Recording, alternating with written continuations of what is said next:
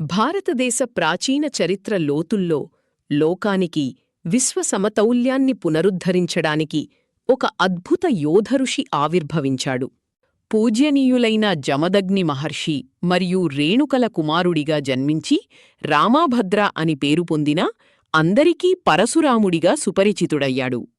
శివుడికి తీవ్ర తపస్సు ఆచరించిన అనంతరం అతనికి పరశువు అనే దివ్యమైన నాశనంలేని యుద్ధగొడ్డలి ప్రసాదించబడింది.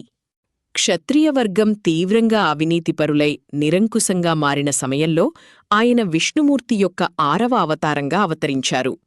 అఖండ న్యాయ నిబద్ధతతో పరశురాముడు నిరపరాధులను ధర్మాత్ములను కాపాడటానికి అణచివేత పాలకులను ఒక్కడే ఎదుర్కొని పోరాడాడు. అతను ప్రసిద్ధిగా శక్తివంతమైన కార్తవీర్యార్జున మహారాజును ఓడించాడు.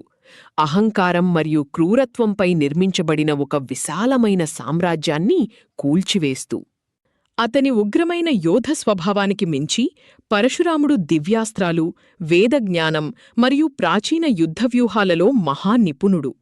ఆయన ఈ పౌరాణిక యుద్ధజ్ఞానాన్ని భీష్ముడు, ద్రోణుడు, కర్ణుడు వంటి మహోన్నత చారిత్రక ప్రముఖులకు అందించాడు.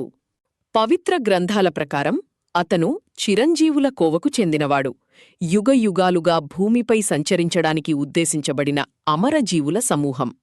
ఈనాడు భారతదేశమంతటా విధి, ధైర్యం మరియు ఆధ్యాత్మిక శక్తికి అంతిమ ప్రతీకగా నిలిచిన శాశ్వత సంరక్షకుడిగా అతను పూజింపబడుతున్నాడు.